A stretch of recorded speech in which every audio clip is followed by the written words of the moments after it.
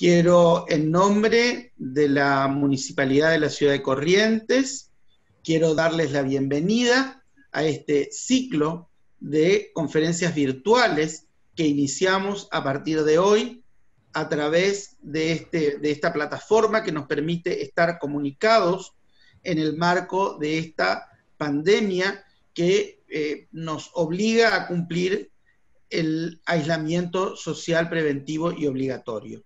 Estamos transcurriendo el mes de Corrientes 2020 y por lo tanto nos vemos en esta oportunidad de encontrarnos. Hoy me toca ser el moderador en este encuentro virtual en el que vamos a hablar de patrimonio. Vamos a hablar de patrimonio urbano en el contexto de este mes de Corrientes y por supuesto en el marco del programa de capacitación permanente de la Secretaría de Cultura, Turismo y Deportes del municipio a través de la Subsecretaría de Turismo Municipal. En primer lugar, quiero agradecer la presencia de todos los que nos acompañan a través de esta plataforma y que van a poder participar a través del chat. Los micrófonos van a estar en este momento silenciados para los participantes. Los que van a intervenir son los 3 disertantes que integran el panel y a través del chat podrán acercar las preguntas a aquellas personas que tengan interés en hacerle preguntas al panel. Se pueden comunicar a través del chat y desde allí yo voy a ir acercando las preguntas al panel. Vamos a trabajar con un sistema en el cual nosotros hemos de alguna manera organizado la charla, hemos sistematizado la charla en 3 bloques para organizar los contenidos. Por lo tanto, los disertantes van a hablar en 2 tandas con tiempos pautados y al final de esas 2 tandas en las que se va a desarrollar los 3 bloques de la conferencia, vamos a pasar a las preguntas. En el espacio de preguntas yo voy a acercar las preguntas al panel. En primer lugar, vamos a escuchar, yo quiero agradecer muy especialmente la participación de los 3 panelistas que hoy nos van a acompañar en este primer encuentro virtual en el marco del mes de Corrientes, y van a ser el arquitecto Gabriel Romero, presidente del Instituto de Cultura de la provincia de Corrientes. Él es también vocal de la Comisión Nacional de Monumentos, Museos y Lugares Históricos. Nos va a acompañar también la arquitecta Elsie Pérez Bertolini, quien es directora de Arquitectura del Poder Judicial de la provincia de Corrientes, además una destacada docente de la Universidad Nacional del Nordeste, profesora y especialista en patrimonio, y también nos acompaña por parte de la Secretaría de Desarrollo Urbano, de la Dirección de Conservación de Patrimonio de la Secretaría de Desarrollo Urbano, la arquitecta Eleonora Luque, que nos va a aportar también desde su visión como una nueva generación trabajando en el tema del patrimonio. Tenemos temas importantísimos para hablar esta noche. A partir de este momento quiero dejarlos en la palabra de la arquitecta Elsie Pérez Bertolini, que va a iniciar la disertación de esta noche con los conceptos generales y va a conceptualizar lo que después vamos a desarrollar con el arquitecto Gabriel Romero. Le damos la palabra en primer lugar a la arquitecta Elsie Pérez Bertolini. Hola, buenas tardes a todos. En primer lugar, yo quiero agradecer al municipio de la Ciudad de Corrientes, a través de la Secretaría de Turismo, Cultura y Deportes, y especialmente en la persona de Alexis Dabat, quien nuevamente depositó su confianza en mí para participar de esta charla, sobre el patrimonio, nuevamente acercar la temática del patrimonio que tanto nos interesa, y compartir este momento particularmente con Gabriel Romero y con Eleonora Luque, con quienes en diversas oportunidades de mi carrera compartí tareas y comparto este gusto por el patrimonio. Gabriel caballerosamente me cedió la palabra para iniciar la jornada, para que podamos definir primeramente de todo qué es el patrimonio. Si nosotros nos ponemos a pensar de qué deriva la palabra patrimonio, podemos decir que deriva de patris, de pater y de monium, o sea, de los padres, y monium sería lo recibido, todo aquello que nosotros recibimos de nuestros padres, es el legado, lo que nos heredaron, lo que nos dejaron.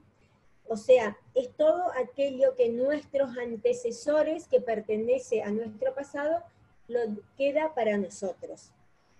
Si nosotros definimos al patrimonio, ¿cuál es la definición más conocida y generalizada respecto de esto?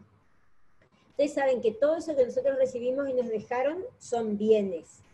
Entonces, podemos definir el patrimonio como el conjunto de los bienes tangibles o intangibles, muebles o inmuebles, que son producto de la actividad del hombre. Siempre ese patrimonio, eso que está hecho, es producto de la actividad del hombre en el hábitat en el que se desenvuelve, en su comunidad, dentro de un grupo social determinado, y obviamente es la expresión de su accionar. Todo eso que el hombre consigue, elabora, conforma ese patrimonio, y esos son los bienes que nosotros reconocemos. Por eso habla de conjunto de bienes tangibles o intangibles. Cuando nosotros definimos bienes, dentro de esos bienes estamos viendo también aquellos que consideramos bienes materiales y bienes inmateriales. Si nosotros a esos bienes les estamos reconociendo cualidades, características propias, les estamos reconociendo atributos artísticos, arquitectónicos, dones de belleza.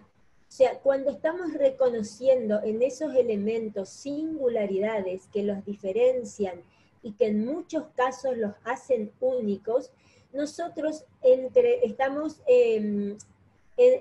otorgando a esa gran cantidad de elementos valores. La valoración es una de los elementos característicos de la problemática del patrimonio, porque nosotros estamos distinguiendo y reconociendo ese elemento. En muchos casos, si nosotros, ¿qué podemos definir qué es el patrimonio? Antes, para considerar un bien de valor patrimonial, nos referíamos primero al valor desde el punto de vista histórico, o sea, reconocíamos la cronología, su antigüedad, pero todo ese concepto que se fue modificando, se fue ampliando y comprendió un montón y abarcó un montón de elementos más que tienen que ver, no solamente si cuando hablamos de cronología o de hecho histórico nos referimos a lo evocativo, o sea, algo que nos trae a la memoria, algo que recordamos del pasado y que en muchos casos reconocíamos ese valor histórico, por decir así, porque era algo que nos recordaba un hecho histórico trascendental, una batalla, una guerra, y asociábamos en muchos casos ese elemento a la monumentalidad, que reconocíamos que solamente tenía un valor patrimonial, un valor artístico o un valor arquitectónico, aquel objeto de grandes dimensiones, y en la mayoría de los casos vinculado estrictamente al hecho arquitectónico. Todos esos elementos se fueron modificando, fueron cambiando, y nosotros también encontramos en esos bienes de valor patrimonial un montón de elementos que a lo mejor desde el ojo técnico, de la formación técnica, nosotros reconocemos esas cualidades que yo les hablaba recién, artísticas, arquitectónicas, morfológicas, pero hay un sinnúmero de cualidades y características que se le pueden otorgar a un objeto que a lo mejor ni siquiera podemos definir exactamente cuáles son, y que son reconocidas por toda una sociedad y por toda una comunidad. ¿Y qué nos pasa frente a ese bien?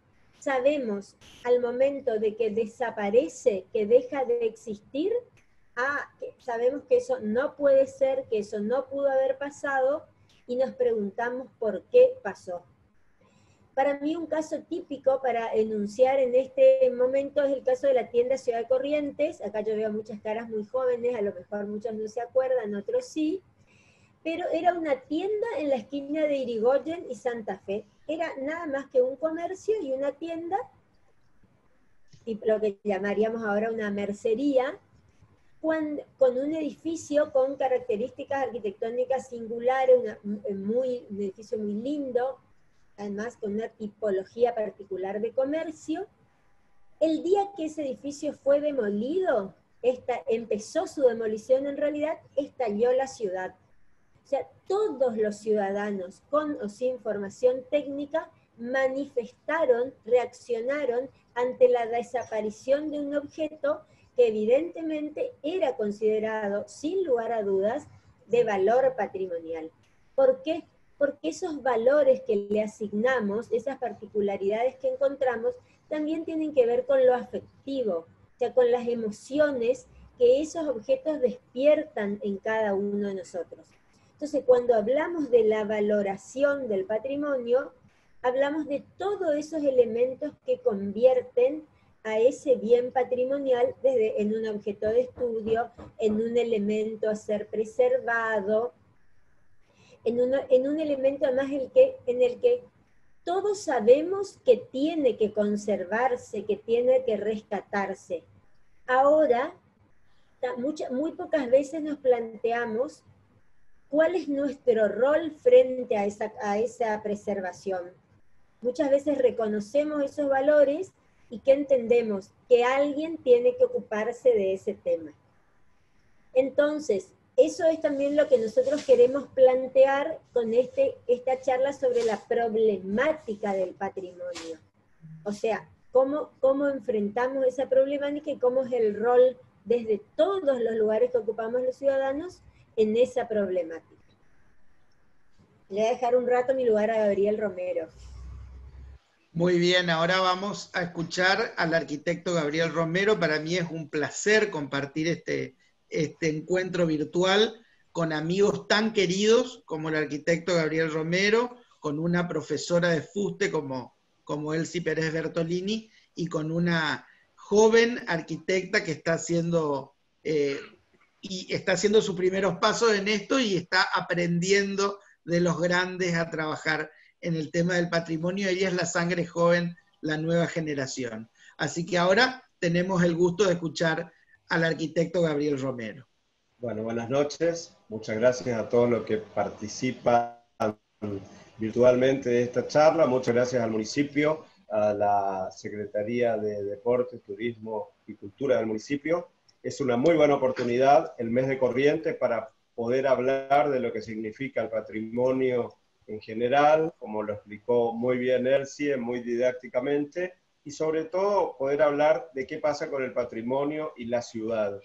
El patrimonio, como dijo Elsie, es un patrimonio, el patrimonio arquitectónico es un patrimonio cultural, tiene valores estéticos, valores funcionales muchas veces, pero fundamentalmente le da identidad a un determinado espacio urbano o rural también. Entonces, ese valor de la identidad que habló Elsie recién es muy importante porque es lo que le da la valoración al patrimonio dentro de un contexto urbano o rural. Y me parece muy importante remarcar que en los últimos años el patrimonio también tiene que ser visto como un patrimonio, como un valor económico. Me parece que allí empieza a tener un rol diferente cuando pensamos que a través del turismo el patrimonio adquiere un valor económico y que nos puede servir para el desarrollo. No es lo mismo visitar una ciudad que tiene edificios patrimoniales, que cuenta una historia, donde vos podés ver un relato histórico, a algo que sea absolutamente indefinido. Siempre cuando hablamos con los alumnos de eso, me parece muy importante poner un ejemplo que puede ser una ciudad. Si nosotros perdemos aquellos edificios que nos caracterizan, la ciudad se va a convertir en cualquier otra ciudad. Va a dar lo mismo conocer Corrientes que Resistencia, que Posadas, que Formosa. Y nosotros tenemos cuestiones, como cada una de estas ciudades también lo tienen, tenemos valores que son absolutamente propios. Entonces, tenemos que pensar que ese patrimonio está conformado por los edificios, está conformado por los espacios públicos que también se suman y que conforman el paisaje urbano, y por otro lado, las ciudades también cuentan historias, que es ese patrimonio intangible o inmaterial del que hablaba Elsie. Nosotros, cuando recorremos el caso particular de Corrientes, podemos hablar de las historias, podemos hablar del patrimonio, pero también podemos contar todo lo que pasó dentro de la ciudad. Entonces, ese patrimonio tiene una mirada integral que me parece muy importante al momento de poder trabajar con el patrimonio. Hay ciudades que se desarrollan y viven a través del patrimonio tomado desde el punto de vista turístico. Hay ejemplos que son negativos, como el caso de Venecia, por ejemplo, donde la gran cantidad de turismo afectó sustancialmente la conservación del patrimonio, pero hay otros ejemplos como que son más o menos de nuestra escala, Cartagena de Indias, Antigua Guatemala, que viven a través del valor arquitectónico, y vale la pena que nosotros no solamente tengamos esa capacidad de trabajar en la valoración, sino también en la defensa y en la custodia del patrimonio. Estamos en diferentes lugares de un derecho, sino que fundamentalmente es una obligación trabajar en ese sentido. La Argentina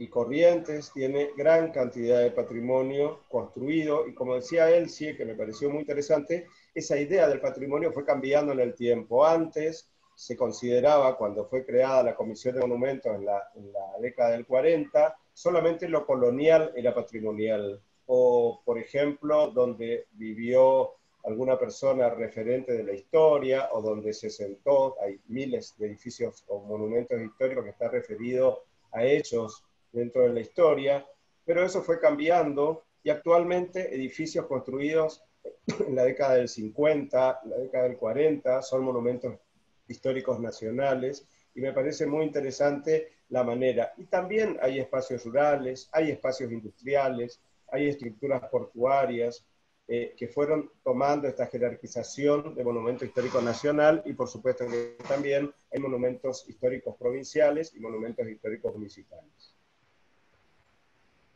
Podemos seguir conversando en otra, que puede seguir Leonor, y después retomamos.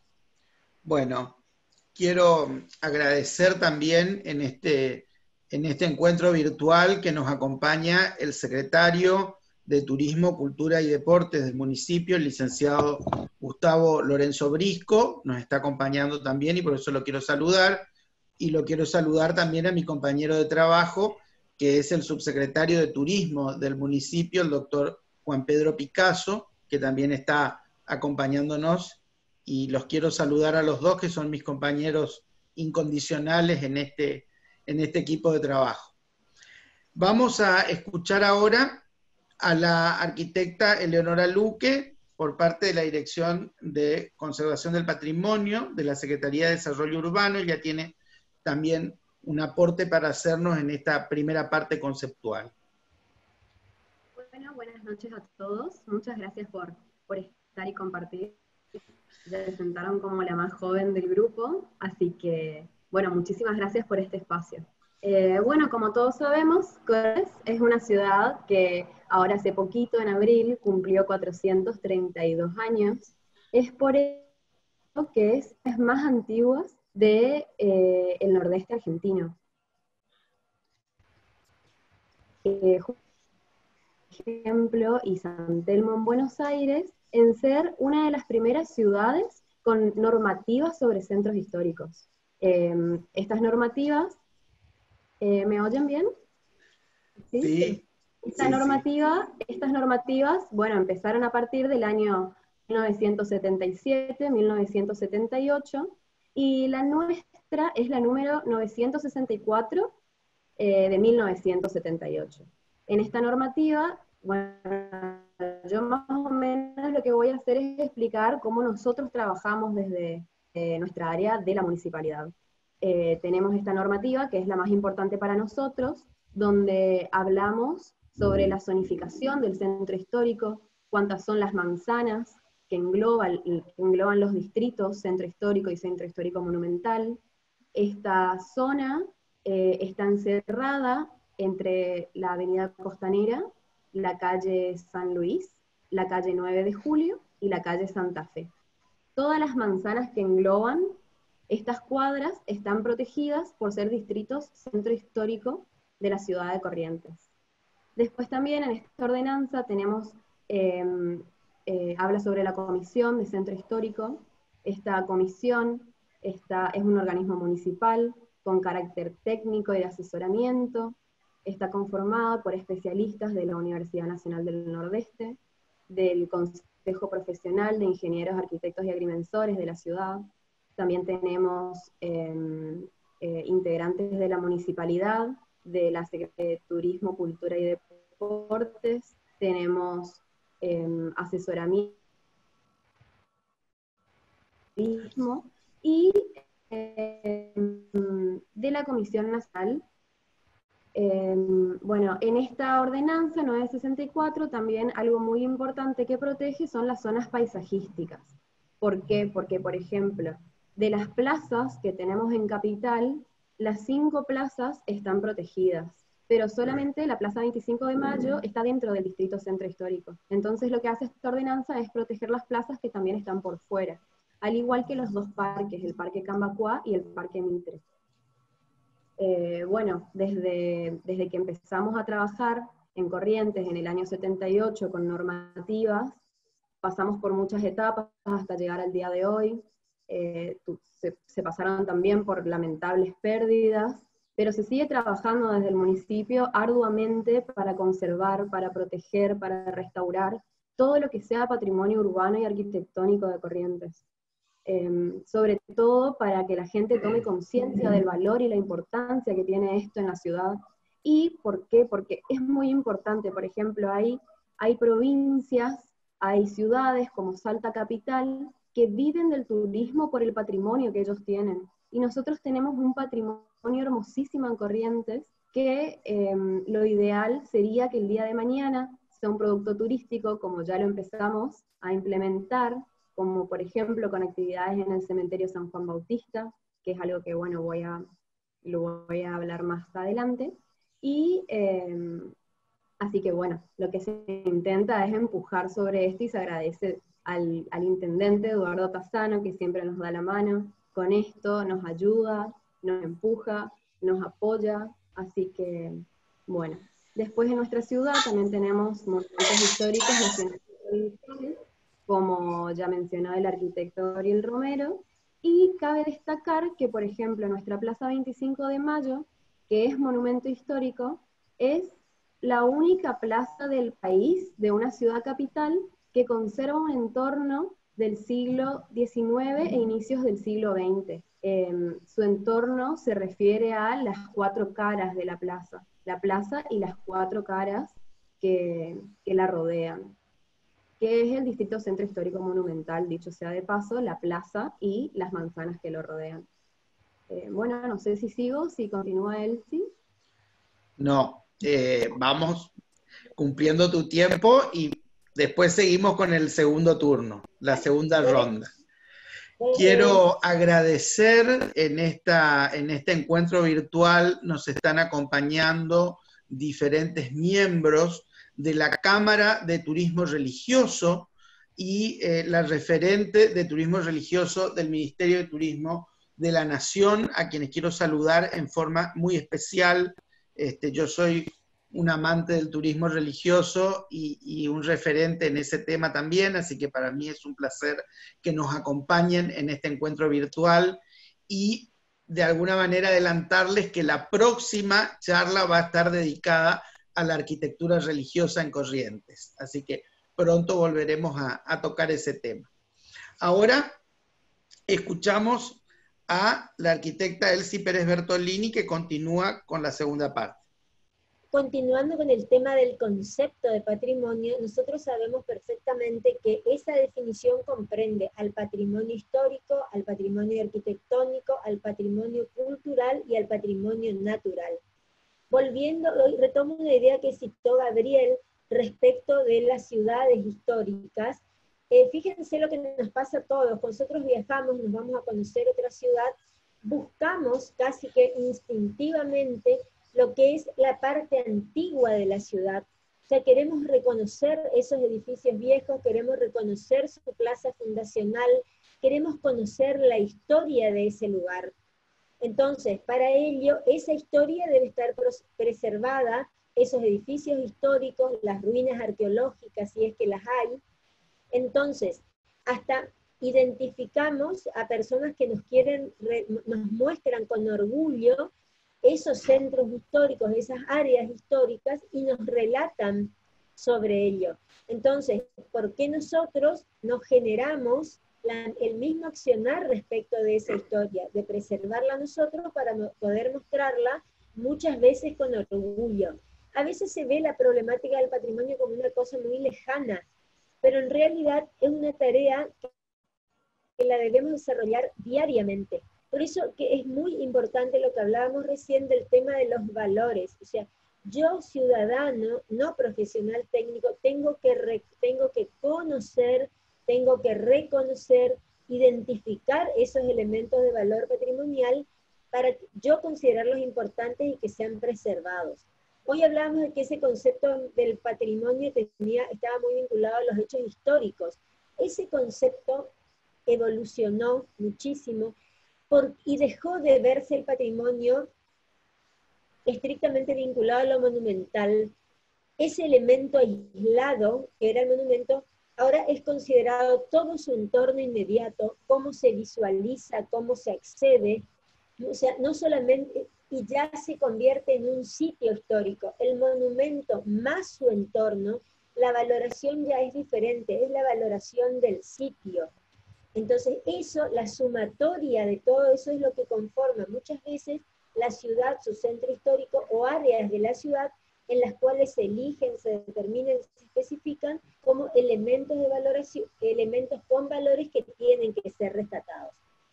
Y aparecen los conjuntos urbanos. Fíjense que estos conceptos no son nuevos. En la Carta de Venecia, como citó Gabriel, en 1964 ya aparecen introducidos todos estos nuevos conceptos. Inclusive aparece el concepto del patrimonio modesto, que tiene que ver, está todo con lo referido a las arquitecturas de tierra. Todo eso se llama patrimonio, son bienes patrimoniales para los cuales y tienen que ser reconocidos y sobre los que debe aplicarse una política de preservación. Cuando nosotros hablamos de valoración, tampoco le hacemos que una escala de valores. O sea, damos distintos grados de valoración.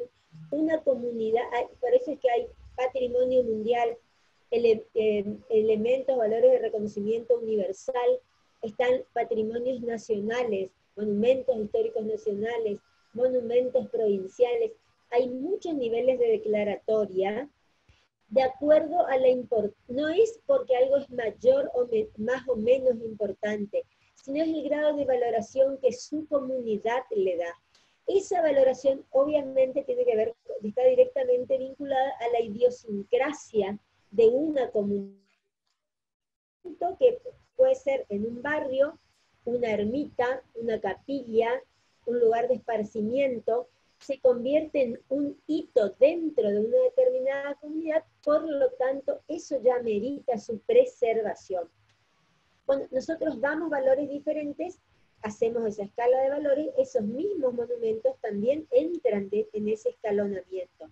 Por ende, ¿qué implica? Que el grado de protección que yo le doy a ese monumento también es diferente y tiene que ver con las características del monumento. Y está directamente vinculado a la comunidad que lo reconoce, que lo valora y que lo elige. Entonces, lo que no quiere decir que deje de ser un bien patrimonial. Eso es lo que tenemos que reconocer en cada elemento y olvidarnos un poco de ese tema de la monumentalidad. Y cuando nosotros hablamos de protección, hablamos de leyes y de normativas, que son las primeras herramientas que tenemos para proteger justamente esos bienes.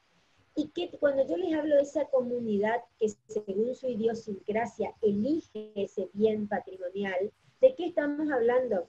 De un concepto que está estrictamente vinculado a la preservación, que es la pertenencia. Yo me siento dueño de eso, de ese bien. El bien, como hablábamos que había citado Gabriel también, hablamos hoy de bienes materiales o inmateriales, que puede ser una fiesta, esas fiestas tradicionales, todo el sinnúmero de fiestas que tenemos en Corrientes y en el interior, para esa comunidad, esa fiesta, ese baile, esa tradición, esa cocina, eso es su bien patrimonial y tiene que ser preservado. Eso es lo que hablamos con las escalas. Ahí está el concepto de pertenencia, es mío, yo lo cuido. ¿Y con qué otro concepto está vinculado al patrimonio? Con la permanencia a través del tiempo. O sea, todo mi accionar tiene que tender a que eso permanezca en el tiempo para que se transmita de generación en generación. Y ahí volvemos al concepto del legado y de la herencia, que es muy simple la problemática del patrimonio. Muy bien, escuchamos a la arquitecta y ahora continuamos con la presentación del arquitecto Gabriel Romero. Es el que continúa. Yo quiero retomar algo que mencionó Eleonora y quiero hacer un pequeño homenaje a Ramón Gutiérrez y a Graciela Viñuales, que trabajaron aquí desde la década del 70 hasta los 90 y fueron un poco los impulsores. Elsie y yo tuvimos la suerte de conocerlos, de estar cerca y seguimos viéndolos y disfrutándolos. Viven en Buenos Aires, que fue un poco el pionero de la preservación de patrimonio en Latinoamérica. Tuvimos la suerte de que sean docentes en el Chaco y allá por el 78 impulsaron esta ordenanza que mencionó Eleonora. También merece un gran reconocimiento Ángela Sánchez Negrete, que formó parte de ese equipo y que sigue defendiendo el patrimonio de una manera increíble, no solamente en obras concretas y en defensa concreta, sino también en la elaboración de textos y de investigación que aportaron al estudio del patrimonio de Corrientes. Creo que esas personas son las claves y un poco fueron los maestros y compañeros de un trabajo que no fue sencillo. Si uno piensa que en la década del 70 Corrientes tenía más de 60 casas de galerías, que son ese legado colonial que en cierta medida la ciudad perdió. Las casas de galerías al exterior eran el rasgo indiscutible de la arquitectura colonial de la era guaranítica.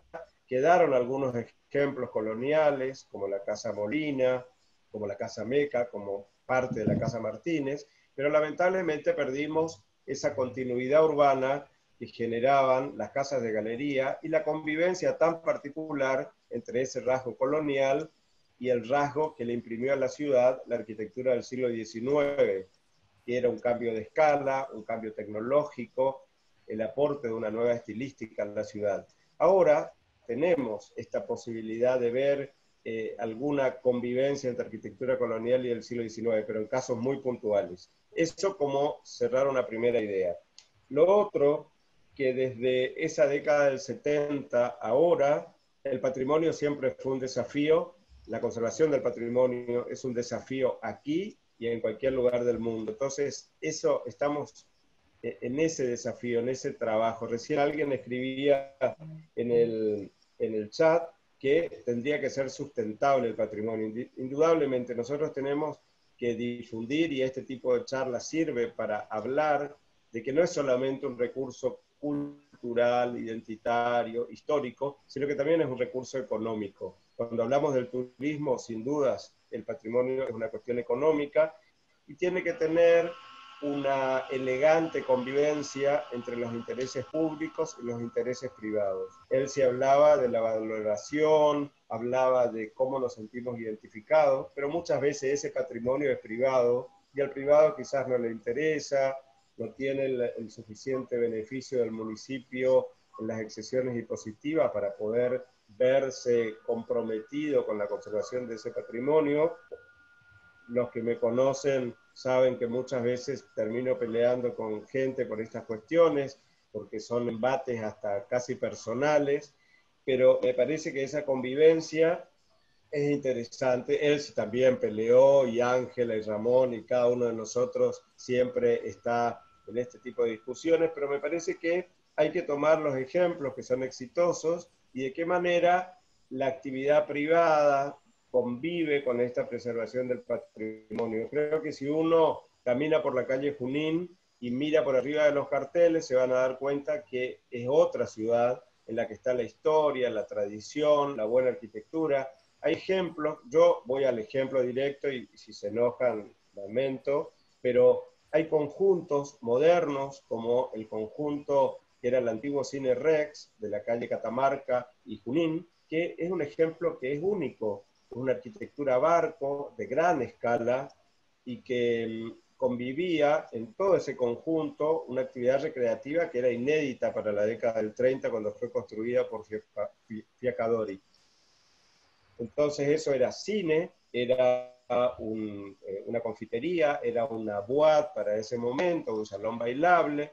Entonces, lamentablemente, eso perdimos, pero sin embargo, por otro lado, con discusiones y con no, con observaciones y no, con opiniones encontradas, se recupera el Cine Colón, que era un poco la referencia a nivel volumétrica de cómo eran las actividades de la ciudad. Entonces me parece que ese desafío, y aquí me habla Beatriz Lichinsky, que también fue la responsable de que se haya recuperado, por ejemplo, la esquina de Plácido Martínez y Mendoza, con el Teatro con el Hotel La Rosada, pero bueno, también ahí dice que el Estado de alguna manera debería acompañar este tipo de inversión. A mí me parece que es un tema interesantísimo. El patrimonio y la vida tienen una dinámica diferente y nosotros nos tenemos que adaptar. Le contaba a Alexis hace unos días que en la Comisión de Monumentos en este momento tenemos un enorme desafío en la que no nos ponemos de acuerdo, que es estoy con el teatro, es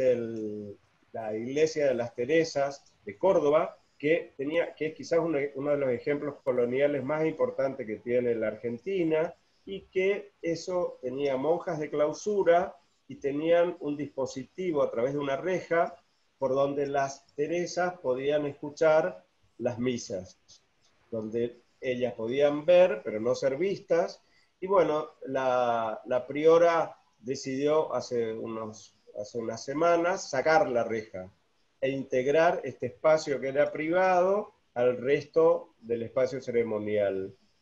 Con eso hay una gran discusión. Algunos piensan que la iglesia se modernizó y que es testigo de un determinado momento histórico. Entonces me parece que siempre el patrimonio da para el debate, son temas muy interesantes y que ustedes generan un espacio de discusión de estas características, realmente nos parece un aporte para seguir alimentando la discusión sobre el patrimonio. Bueno, quiero invitarlos a que comiencen a desarrollar las preguntas. Los que quieran acercar preguntas al panel pueden hacerlo a través del chat. Hay algunas inquietudes que ya se manifestaron en el chat, pero a partir de este momento, por favor, los que quieran acercar preguntas, que las escriban en el chat y nosotros vamos a ir acercándolas al panel. Le damos la palabra ahora. Lee, por favor, Alexis, porque yo no veo. Acá hay algunos aportes que hace, bueno, nuestra querida Beatriz Lichinsky, a quien le mandamos un beso muy grande, está siguiéndonos desde otro punto. Dice ella que ese punto justamente la hacía diferente y casi única, dice, hablando de la iglesia de las hermanas teresianas, ¿sí? Se dice, de las hermanas teresianas de la catedral cómo es del Centro Histórico de Córdoba. Sí, es un sistema de reja que tienen todas las las monjas de clausura, es decir, es una Eso costumbre de tenían todas las monjas de las clausura. clarisas acá también han tenido ese sistema. También han tenido, también, y yo le contaba a Gabriel cuando conversábamos con Gabriel de ese tema la otra vez, y él me contaba esto, yo le decía que también las hermanas clarisas han tenido que sacar las rejas cuando se produjeron estos cambios, que son, bueno, cambios que tienen que ver con el dinamismo que tiene la iglesia, que también se va ayornando con los tiempos, y en su momento se decidió quitar la reja que dividía el espacio donde ellas escuchaban la misa del altar, digamos, ¿no? Del espacio del altar. Así que Hay muchas preguntas. hay muchas preguntas. Referido a una de las cosas que habló Gabriel, eso es una opinión mía personal, entiendo que es fundamental que el patrimonio tenga que ayornarse al uso comunitario y a la vida cotidiana. O sea, hay que evaluar los destinos, pero los edificios tienen que ser refuncionalizados para usos de la vida cotidiana, o sea, que todo el mundo pueda acceder a esos edificios, es lo que hablábamos antes de despegar de determinados grupos, que uno pueda ir a hacer un trámite diario y conocer un edificio histórico, y que uno pueda leer, ver su historia, saber por qué es importante, reconocer sus atributos arquitectónicos, artísticos, históricos, pero en una tarea que tiene que ser cotidiana. Entonces, eso para mí es fundamental, que todos los edificios tienen que ser recuperados con una utilidad pública, para que realmente la comunidad entera lo pueda disfrutar. Ahí hablan de la ley de mecenazgo. Sí, también hablan de la ley de mecenazgo. Yo quiero darle la palabra a la arquitecta Leonora Luque para completar su participación en esta ronda, y después vamos al espacio de preguntas. Entonces voy pasando las preguntas, interactuamos con las preguntas y paso las preguntas al panel y el que quiere tomar la palabra para contestarlas. Así que escuchamos a la arquitecta Luque. Eleonora. Bueno, muchas gracias. ¿Sí? ¿Se me escucha? Sí, se te escucha. Con respecto a la normativa se fue modificando, pero hoy en día trabajamos con normativas de las protecciones que ya habíamos hablado antes, que tienen los distritos centro históricos y centro histórico monumental. Después tenemos también un trabajo de, bueno, termino con las normativas, también tenemos una normativa muy importante que no me quiero olvidar de hacer hincapié, es la normativa que es una resolución donde se fija la paleta de colores que uno tiene que utilizar en las fachadas dentro de los distritos centro histórico y centro histórico monumental. Esto es algo que siempre es conflictivo para nosotros desde el municipio, porque hay muchos pequeños comercios. Esta problemática surge más, por ejemplo, con kioscos, con tipo localcitos de lotería correntina, que siempre vemos que tienen los carteles en amarillo y en rojo, que nunca pasan su permiso a la municipalidad, y cuando nos dimos cuenta el centro histórico está lleno de fachadas que no cumplen con las paletas de colores que está puesta por resolución.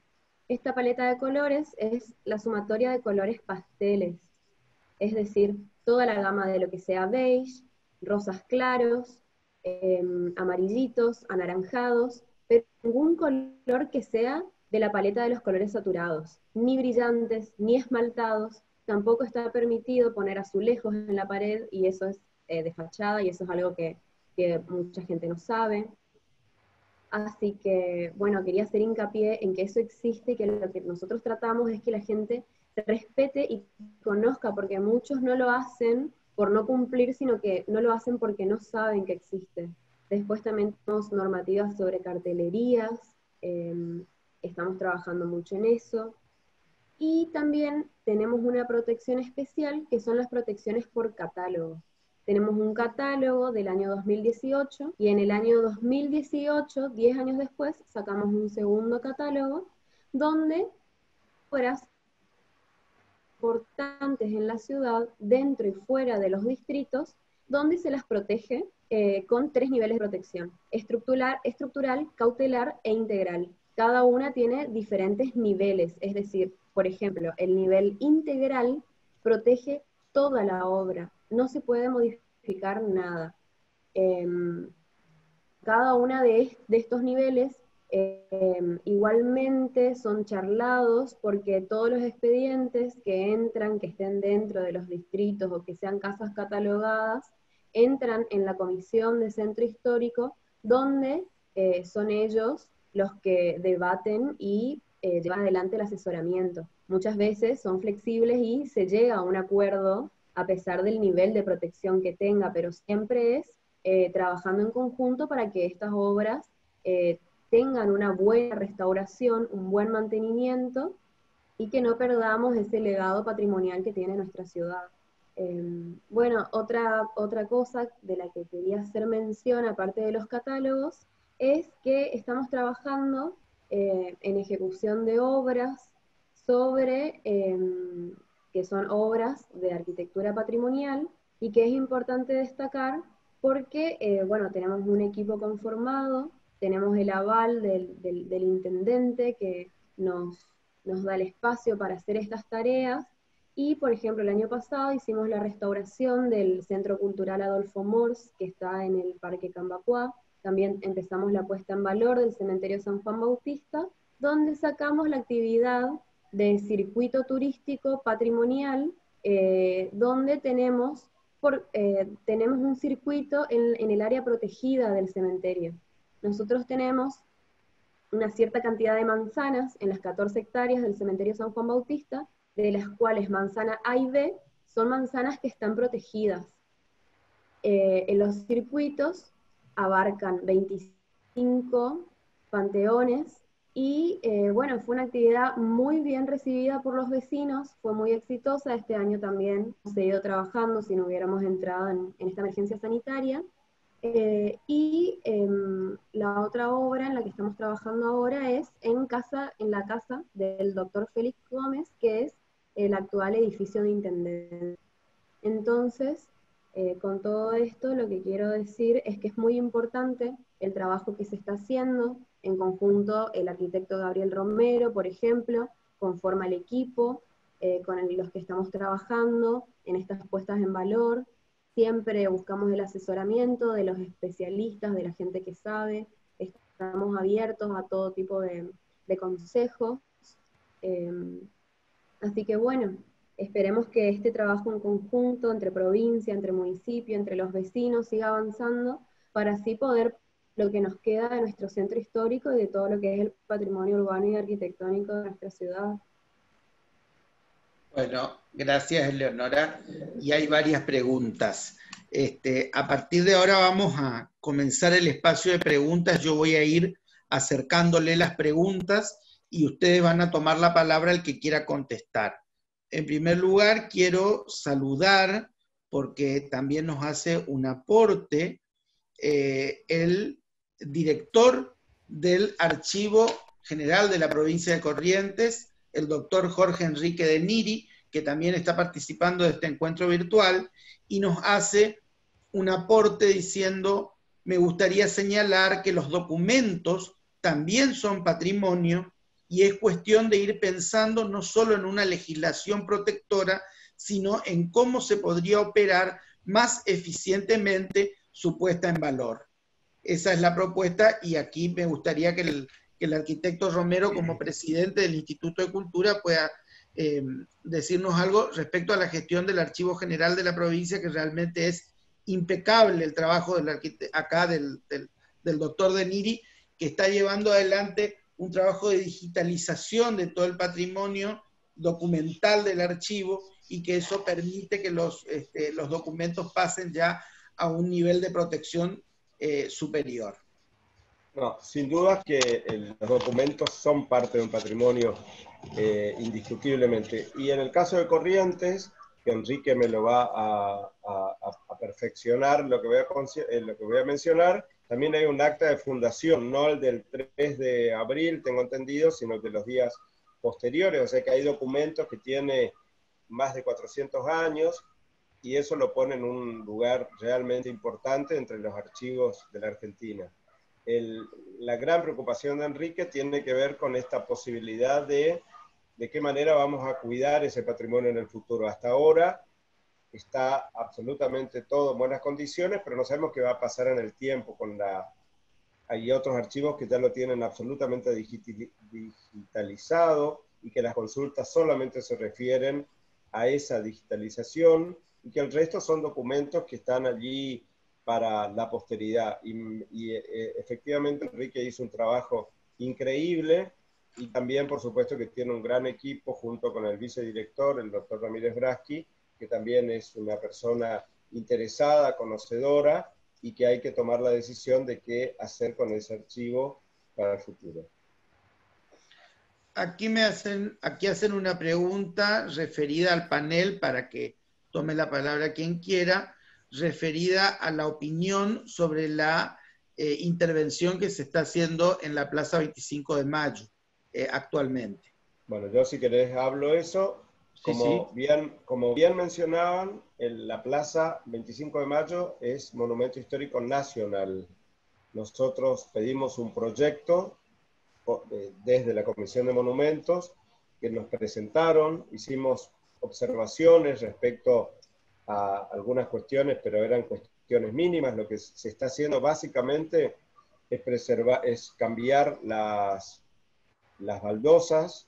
Esas baldosas, quienes pudieron haber visto la obra, no tenían gran valor y además estaban muy mal colocadas. Entonces lo que se hizo con el proyecto es mantener las diagonales, que era una de las consignas fundamentales, mantener las diagonales que le daban ese carácter. Permitimos que se cambie el solado, y con respecto a la iluminación, que ayer también hablamos con Eleonora respecto a eso, las iluminaciones que había no eran valiosas, no tenían un valor. Entonces lo que establecimos con el proyectista era poder conservar en torno al monumento en sí, hay 2 faroles que tienen valor histórico, y poder sumar quizás 2 faroles más que están en la fachada del edificio de la policía.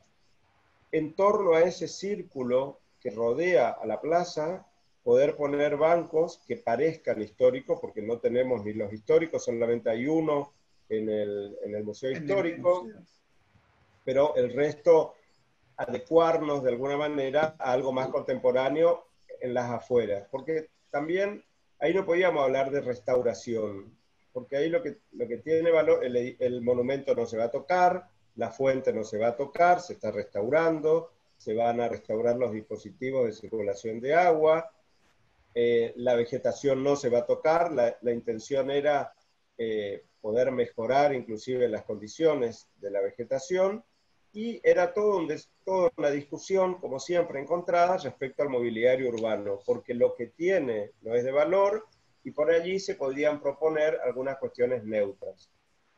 Eso lo vamos a ir viendo en función de eso. Pero había que incorporar, y ahí está la adecuación del patrimonio, los dispositivos de accesibilidad, que son fundamentales, que son obligación, y que de alguna manera había que integrar.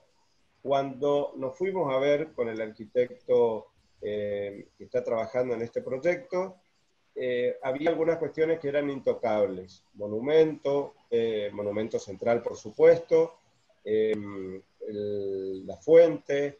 Hay unas escalinatas que tienen fechado 1913 y 1926 de granito, que están en dirección a la legislatura, con 2 especies de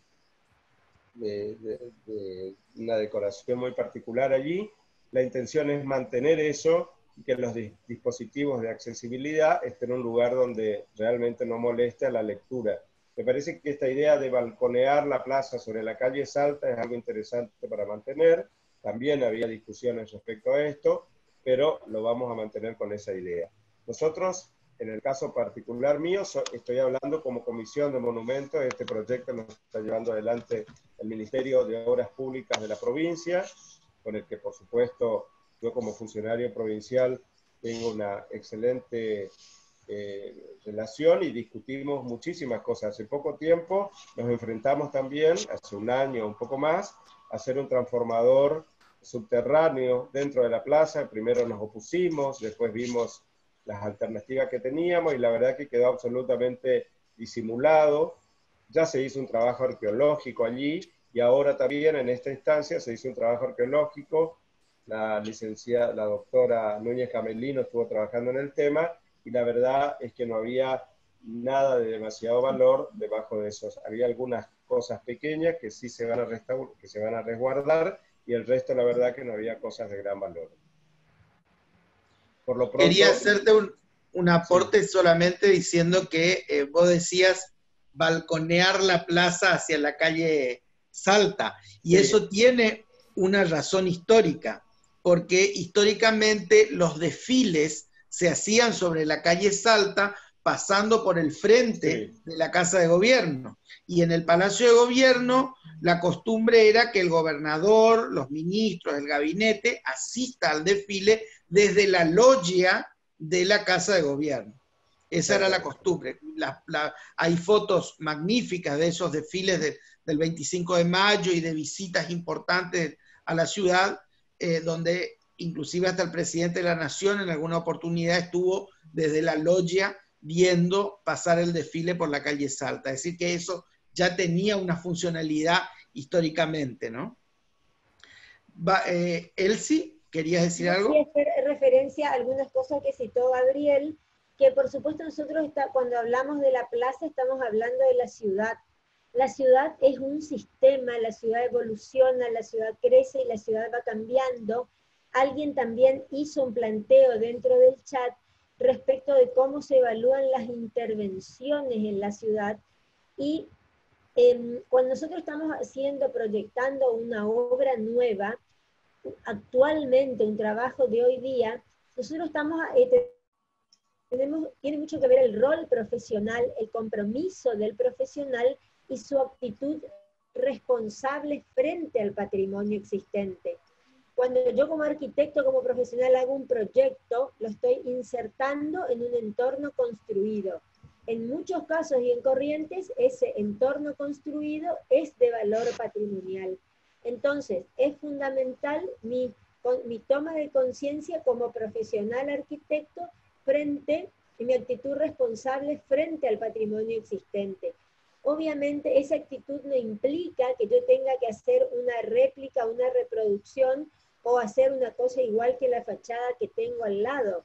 Pero existen singularidades, línea de edificación, relación entre llenos y vacíos, los ritmos que aparecen en las aberturas, una serie de elementos que condicionan en parte mi proyecto de mi proyecto nuevo de arquitectura, y yo tengo que considerar la incorporación de ese proyecto.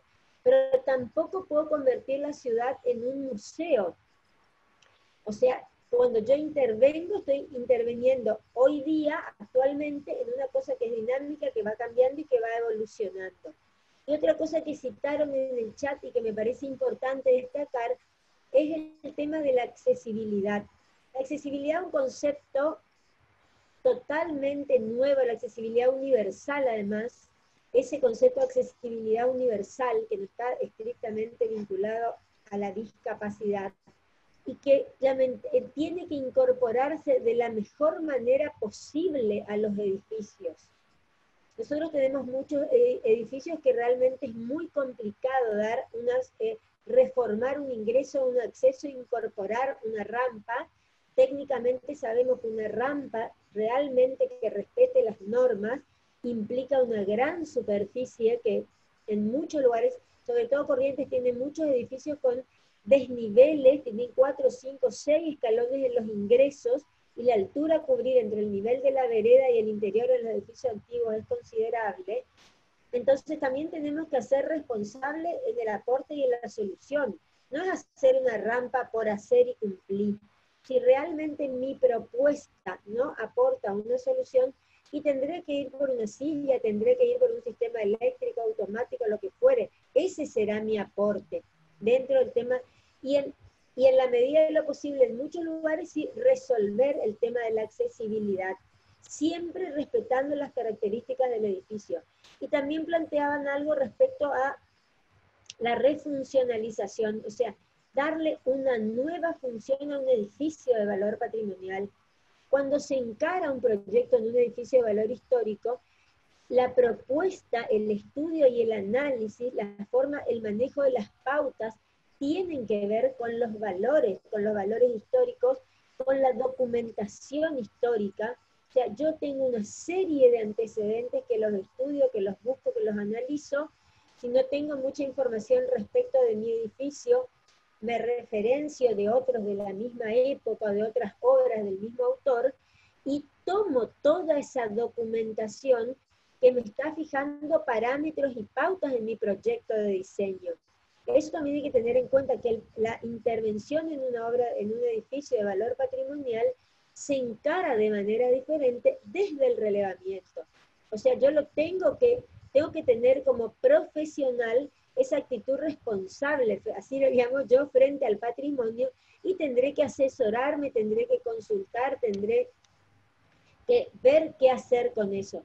También la tecnología en este momento la tenés que incorporar a ese edificio, será la mejor manera pero los sistemas de climatización, los sistemas de iluminación, el mismo tendido de redes, vos tenés que tener en un edificio de valor patrimonial, hasta que siga siendo el archivo, tiene que estar todo informatizado, o sea, tenés que incorporar la tecnología a ese edificio. Y lo tenés que hacer de la mejor manera posible, pero no podés no hacerlo porque se trata de un edificio de valor patrimonial. Lo que pasa es que hay que encarar la tarea con la responsabilidad. Y muchas veces lo que sí sucede es que el edificio con el que yo cuento no admite determinadas actividades. Y en eso también tengo que ser honesto. O sea, la nueva función que yo quiero incorporar en ese edificio no puede ser. Y lo último que voy a decir respecto de los comentarios, hablaba en un momento, Carlota López Lecube también citó el tema de sí, lo ideal es convenir entre el privado y el público, por supuesto, en la cual ambos tienen que ceder algo, y el Estado tendrá que permitir y otorgar, obviamente, un montón de beneficios a aquellas personas que realmente destinen su dinero propio a la conservación de un edificio. Desde un particular que pretende mantener su casa de galería, por ejemplo. Todas esas son pequeñas políticas por las que tenemos que tratar de que se implementen y sean fáciles de implementar en realidad. Le damos la palabra al arquitecto Gabriel Romero, que quiere hacer un aporte. Dos cosas quiero decir. Una persona ahí preguntaba qué iba a pasar con la retreta. La retreta se va a mantener, por supuesto, se va a restaurar.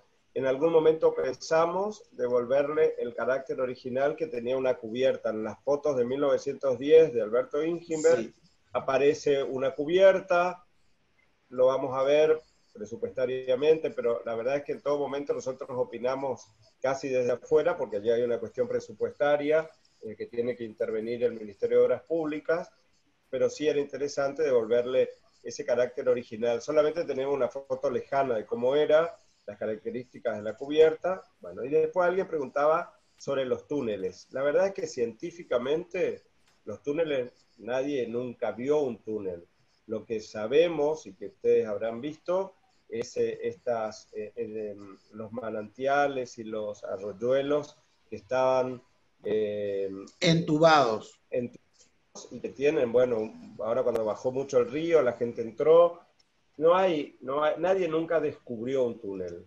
No hay alguien que, ni en la bibliografía, solamente hay pequeños tramos, hay uno muy reconocido desde la Casa Gómez, que hablábamos con Eleonora en algún momento, hasta aproximadamente lo que actualmente es el Automóvil Club. Actualmente está tapado eso, pero no hay otros rasgos. Ahí siempre nos llaman para ver. Hace poco tiempo en la legislatura se encontró una especie de construcción con arcos, y nos dimos cuenta que era una suerte de cimiento, un muro que se llamaba muro tipo romano, que era una manera de cimentar en ese momento, y que eso formaba parte de un antiguo patio del primer edificio de la legislatura. Entonces no hay grandes descubrimientos respecto a este tipo de cuestiones, y por ahí está más en el campo de los mitos y de las historias de la ciudad que de una realidad. Según Muy el bien. campo de los mitos y de las historias con respecto a los túneles, tiene que ver con las órdenes religiosas que tenía la ciudad. Corrientes era una ciudad que raramente tenía 4 órdenes religiosas conviviendo dentro de la ciudad. Tenía la orden de los franciscanos, la orden de los jesuitas, la orden de los dominicos y de los mercedarios. Los franciscanos tenían su sede en la iglesia de San Francisco, los jesuitas tenían donde es, a ver, los dominicos Nacional. estaban donde es la municipalidad, el palacio municipal, Sí. los mercedarios en la iglesia La Merced, que en realidad era el solar de La Merced, que es donde ahora se encuentra el edificio de la legislatura al lado de Casa de Gobierno, y los jesuitas, Gaby, ¿dónde estaban? En el Colegio El Nacional. Colegio Nacional. En el Colegio Nacional, que era donde iniciaba, según los mitos de la ciudad, los túneles iniciaban en el Colegio Nacional con los jesuitas, continuaban hasta el antiguo solar de la iglesia La Merced, que no es donde está ahora, sino es en el solar de el edificio de legislatura y Casa de Gobierno. De ahí se iba hasta el Palacio Municipal por 25 de Mayo y San Juan, donde estaban los dominicos, que era la orden religiosa encargada de todo lo que era la organización militar, y de ahí se iba a la iglesia de San Francisco, los franciscanos, y desde ahí supuestamente desembocaba el río, que era la vía de escape, digamos, las orillas del Paraná. Sí. Pero como todo dice esto, Gabriel, todo esto nada de que esto es comprobado. se plantea como algo incomprobable totalmente, ¿no? La ubicación de los mercedarios siempre fue el solar de la antigua ermita de San Juan Bautista, que es el lugar donde hoy está emplazada la iglesia de la Merced.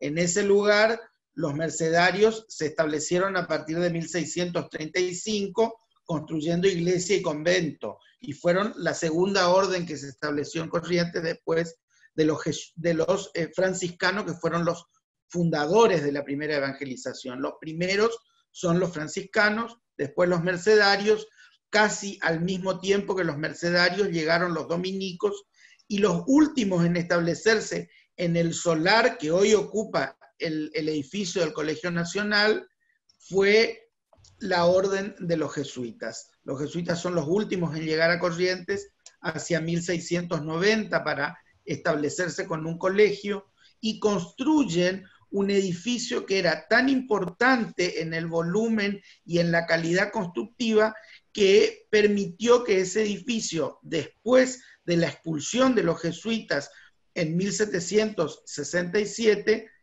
quede para la ciudad como un patrimonio que se utilizó durante mucho tiempo hasta que fue demolido. Tuvo otras funcionalidades hasta que fue demolido. Fue aduana, fue casa de gobierno, fue depósito de armas, y después fue demolido para construirse en ese mismo solar el edificio actual del Colegio Nacional, que también es monumento histórico nacional.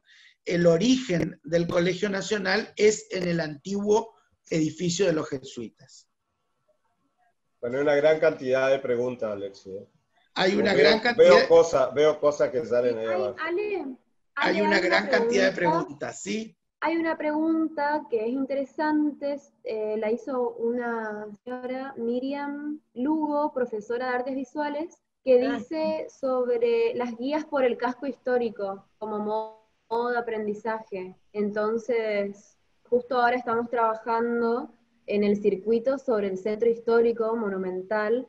Estamos trabajando con Alexis Gabat desde la Subsecretaría de Turismo, en conjunto con la Dirección de Conservación de Patrimonio, porque bueno, lo ideal hubiera sido que el circuito sea pedestre, pero por las condiciones de ahora, primero vamos a sacar un trabajo audiovisual que seguramente Alexis va a querer comentar.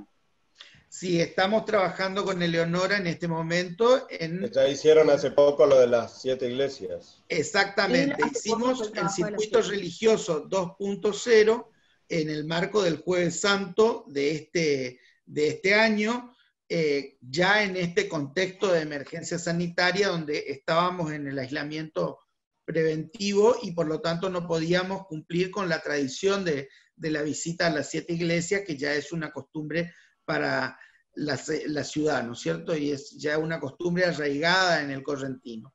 Entonces lo hicimos a través de un circuito virtual que tuvo una enorme aceptación en la gente y que realmente nos abrumaron los números en la recepción que tuvo la propuesta. El impacto en redes fue impresionante y a partir de esa experiencia y en el mismo sentido estamos trabajando ahora con Eleonora Luque por parte de la Dirección de Patrimonio, de Conservación de Patrimonio de la Secretaría de Desarrollo Urbano. Estamos trabajando en el desarrollo del circuito histórico 2.0, que también lo vamos a presentar en este mes de Corrientes 2020. Si Dios quiere, y adelante iremos perfeccionando ese circuito, porque es un circuito muy importante para la ciudad y sobre todo para la conservación y la valoración del patrimonio. Es decir, nadie puede amar lo que no conoce. Entonces, el primer paso es conocer nuestro patrimonio, valorarlo y protegerlo. Es decir, es un primer paso para la conservación. Acá respecto de las guías, Eleonora y Alexis, alguien habla sobre incorporar a los técnicos en turismo.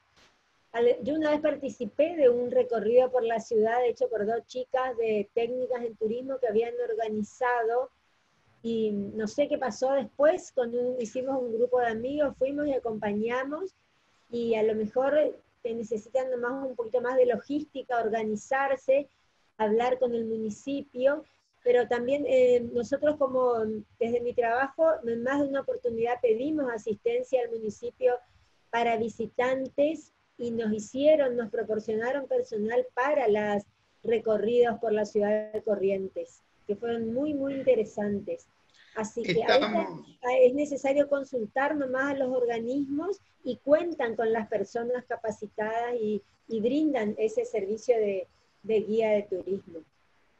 Estamos trabajando en un proyecto con la Subsecretaría de Turismo, en eso me acompaña el doctor Picasso en esa propuesta. Estamos registrando a los guías de turismo de la ciudad para tener un registro de guías y poder avanzar sobre una organización que excede de alguna manera al servicio que presta el municipio. Nosotros tenemos un centro de informes con guías capacitados y con informantes, o sea, tenemos personas que brindan información turística desde los 5 centros de informes que tiene la ciudad, y en ese mismo sistema también están los guías de turismo que brindan los distintos circuitos. Nosotros tenemos institucionalizados 4 circuitos turísticos. Uno es el del centro histórico, el otro es el de las 7 iglesias, el paseo religioso, el otro es el circuito costero, que son las 7 puntas de la ciudad, y el otro es el paseo de los murales. Todos estos paseos se pueden hacer durante todo el año en forma gratuita, solicitando el circuito al centro de informes de la ciudad. Nuestros guías están capacitados para desarrollar esos circuitos y lo hacen a diferentes contingentes durante todo el año, sobre todo cuando tenemos, como estamos promoviendo además un trabajo muy importante en el turismo de reuniones, el turismo de eventos en la ciudad ha generado un impacto muy importante en el crecimiento del turismo de la ciudad.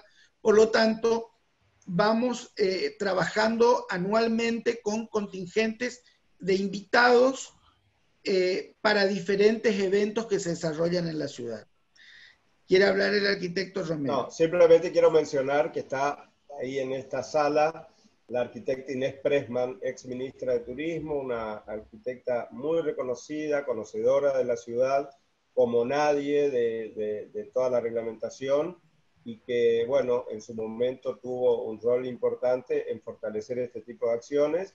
Y cuando él se hablaba de la tienda Ciudad de Corrientes, también generamos allá por no sé qué años, era 93, 4, 5, una movida muy fuerte para la preservación del patrimonio. Simplemente eso. Lee, Alexis, las preguntas.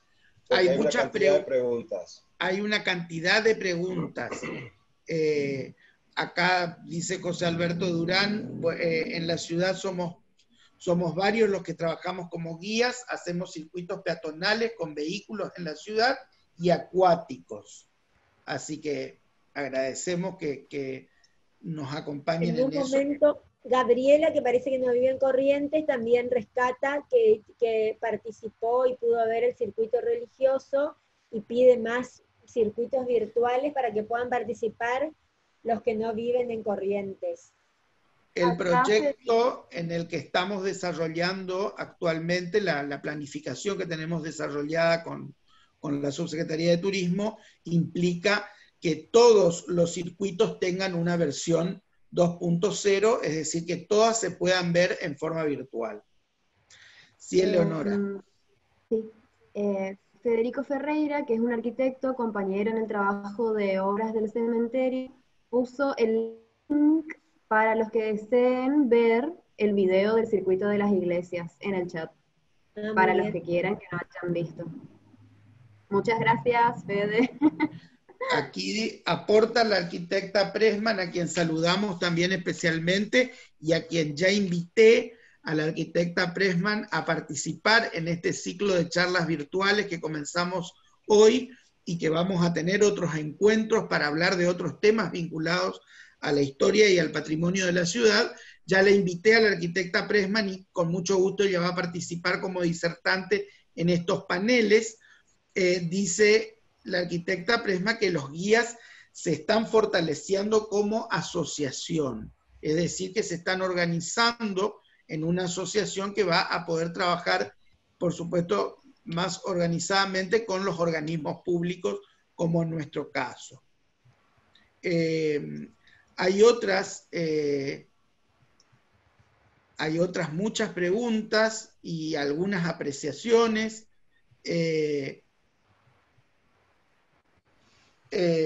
Los circuitos urbanos tienen muchos antecedentes, dice la arquitecta Pressman, entre municipio y el Ministerio de Turismo. Son distintos los circuitos que nosotros tenemos destinado a la ciudad, y la provincia tiene corredores turísticos hacia el interior con diferentes destinos hacia el interior, ¿no es cierto? Hay muchas acotaciones, y a ver si me queda alguna pregunta sin responder. Acá hay un saludo desde Puerto San Julián, Santa Cruz, sí. Alexis. Una asociación aquí, Amigas del Patrimonio Natural y Cultural de Puerto San Julián. Debo agradecer y saludar de manera especial también a la gente del Ministerio de Turismo de la Ciudad Autónoma de Buenos Aires, que también nos están acompañando en este encuentro virtual y que estuvieron mandando saludos, así que los saludamos y agradecemos su participación en esta aula virtual. Acá agradecen, dice, felicita a los disertantes, gracias por difundir esta temática en palabras de los que no somos arquitectos y podemos entender, dice Gabriela. Eso es muy importante, y lo pensamos así justamente, y por eso recurrimos a dos docentes de FUSTE, como son Gabriel y Elsie, que sabemos que pueden bajar la información a una lectura para todos, ¿no es cierto? Vamos viendo qué pregunta nos queda sin responder. Creo que estamos casi cumpliendo con todas las... estábamos hablando de la paleta de colores de la ciudad y habían algunas preguntas referidas a eso, pero ya se explicó el sentido de la paleta de colores y por qué se trabaja con diferentes tonos en la ciudad. Bueno, yo creo que podemos... ¿Sí? Espero que el circuito del cementerio San Juan Bautista sea otra opción para la conferencia. Eso está bueno, podríamos hacer una hablando de arquitectura funeraria y sobre nuestro cementerio, que es hermoso. Por supuesto, y lo vamos a hacer con mucho gusto porque es un tema que a nosotros nos interesa especialmente posicionar, porque además el cementerio es una propuesta muy nueva, es algo que lo hemos logrado iniciar el año pasado, inaugurar este circuito, y para mí fue un descubrimiento que la gente haya ido al cementerio en un horario que masivamente. le Julio Sánchez Baroni te manda. Julio Sánchez Baroni te manda saludos. Bueno, gracias Julio Sánchez. Para Julio Sánchez Baroni, un enorme abrazo, amigo, querido amigo de la ciudad de Buenos Aires, un gran, el crítico top del momento, diría Gabriel Romero, un gran crítico de arte del diario La Nación, que nos está acompañando. Acá, bueno, tenemos muchísimas saludos y felicitaciones. Yo quisiera que entremos en la etapa final haciendo las reflexiones. Creo que debemos pasar a las conclusiones y cada uno tendrá un espacio ahora para hacer una reflexión final y con eso ir concluyendo este encuentro virtual. Le damos la palabra primero a la arquitecta Pérez Bertolini. Bueno, muchas gracias. Yo quiero citar dos cositas. Una que me parece fundamental considerar el rol del funcionario público en la preservación del patrimonio. No estrictamente aquel que trabaje en la oficina de patrimonio, ya sea del Instituto de Cultura, de un municipio, del municipio de la ciudad. Cualquier funcionario que le toque de alguna u otra manera llevar adelante una gestión, a lo mejor no necesariamente un proyecto arquitectónico, una gestión y que esté trabajando con un edificio de valor patrimonial, tiene que priorizar su preservación, tiene que priorizar su correcta intervención, tiene que priorizar la participación de aquellos que saben, de los organismos competentes, y eso tiene que ser una política de Estado. En cualquier rol que a uno le toque, cualquier funcionario esté en el lugar que esté, tiene que asumir esa actitud responsable frente al patrimonio. Para mí eso es indiscutible, y si uno como funcionario o como profesional técnico de una oficina le toca esa tarea, tiene que accionar en consecuencia ante quien sea y pedir la ayuda que corresponda. Pero me parece fundamental que el funcionario público sea responsable frente al patrimonio.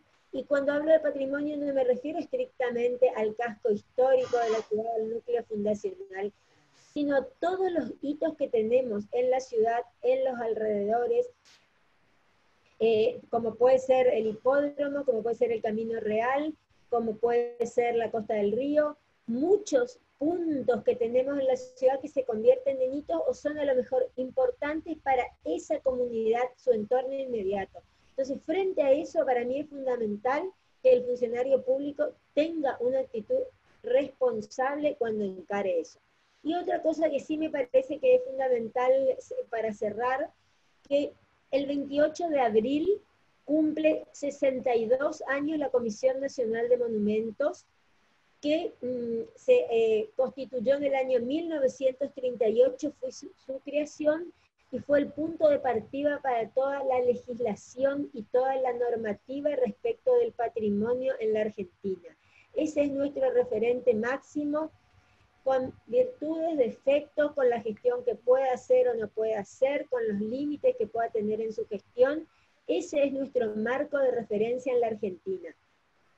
Y fue el generador de toda la legislación que protege nuestro patrimonio cultural. Y en 1940 se promulgó la Ley Nacional, la 12.665, que es la que rige la totalidad del patrimonio argentino, y es la que hizo que esa comisión original que se conformó en 1938 se convirtiera en la Comisión Nacional de Museos, Monumentos y Lugares Históricos. Entonces, la sanción de esa ley que rige hasta el día de hoy es fundamental que nosotros la tengamos en cuenta. El arquitecto Gabriel Romero forma parte de la comisión directiva de la Comisión de Monumentos.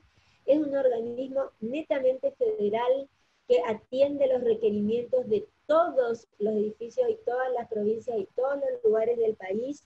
Muchos desconocemos, y también en ese cambio de nombre es importante entender que incorpora en la palabra monumento, o sea, deja, no solamente son los museos y lugares históricos, sino incorpora en 1940 la palabra monumento. Ejerce la superintendencia sobre todos los monumentos históricos con declaratoria que hay en el país, todas las obras que tienen más de 50 años que también son fiscalizadas, su intervención tiene que ser fiscalizada, aunque no tenga estrictamente una declaratoria, y esa legislación también cierta un precedente que es muy importante, que es la incorporación del concepto del patrimonio histórico. Entonces, todas esas cosas nosotros tenemos que reconocer y saber que existe ese organismo y que es nuestro organismo madre, y la Ley Nacional 12.665 es nuestra ley madre y nuestro referente respecto al patrimonio arquitectónico en la Argentina. Muchas gracias. Gracias, Elsie. Ha sido un placer para nosotros tenerte esta noche. Jerarquizaste nuestro encuentro virtual, iluminaste con tu conocimiento y por supuesto estás siempre invitada porque sos parte de nuestro patrimonio totalmente. Vamos a escuchar ahora a la arquitecta Eleonora Luque.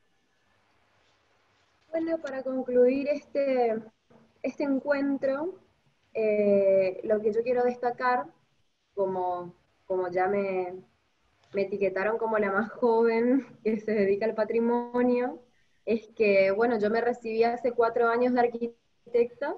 El patrimonio es algo que siempre me apasionó muchísimo.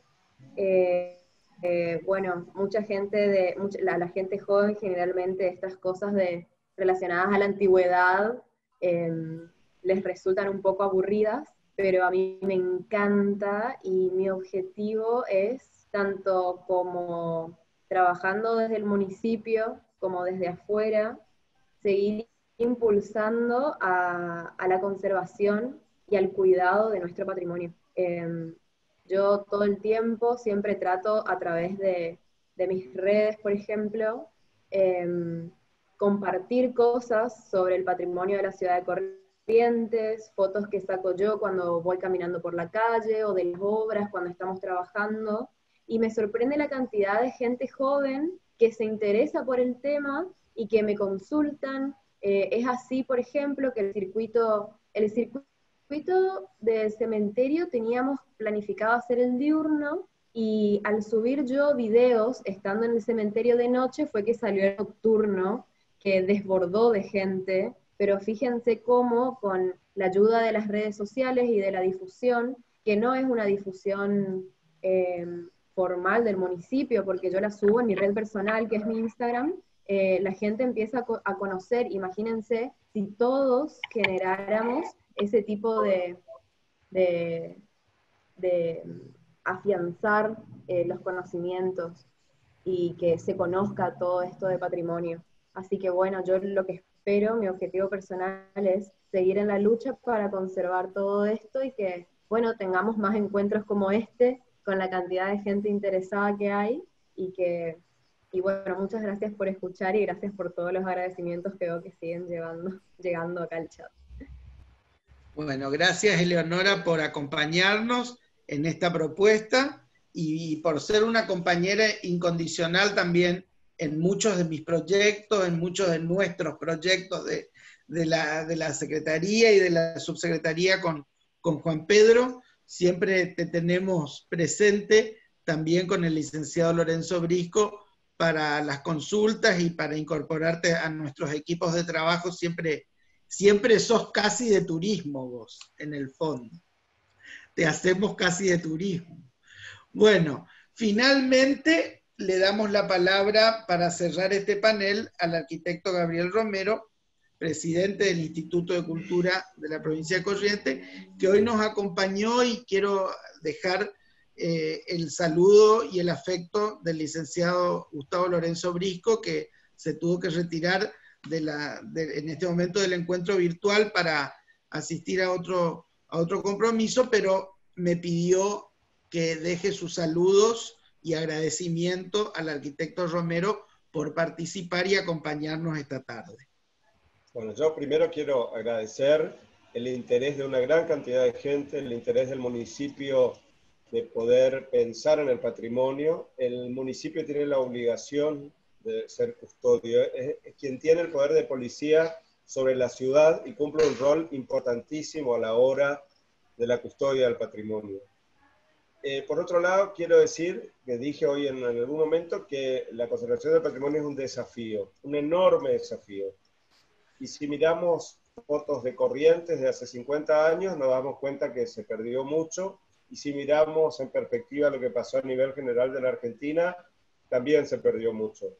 Pero hay que seguir trabajando con esa idea. Tenemos muchas cosas que se recuperaron y que se trabajó desde el gobierno provincial, del que formo parte. Se trabajó en los últimos 10 años muchísimo en la conservación del patrimonio, en la restauración de iglesias, en la recuperación de la Casa Ferro, de la Casa Martínez. En el interior de la provincia se restauró capillas que estaban absolutamente olvidadas, como la Capilla Histórica de Loreto, que es el Museo de Arte Sacro y que forma parte del Plan Iberá, la Capilla de Emboicuá, que es la única capilla que yo conozco en la provincia que tiene una torre exenta muy parecida a las del noroeste, queda en un paraje cercano a San Miguel. Se recuperó la capilla de San Miguel, se trabajó en la recuperación de los bienes muebles y religiosos, toda la imaginería colonial. Entonces creo que se hizo mucho, a nivel nacional también se está haciendo mucho,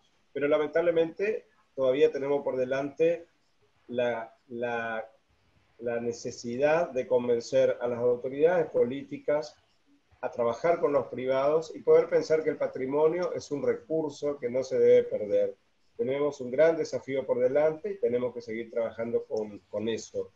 La iniciativa de ustedes es muy importante, los recorridos son muy importantes y por supuesto que también el rol que tiene que tener el rol de policía que tiene que tener el municipio es algo que hay que estar atento, y hay que estar atentos con la Plaza 25 de Mayo y su entorno respecto a algunos edificios que están en riesgo y que tenemos la obligación de que se sigan preservando.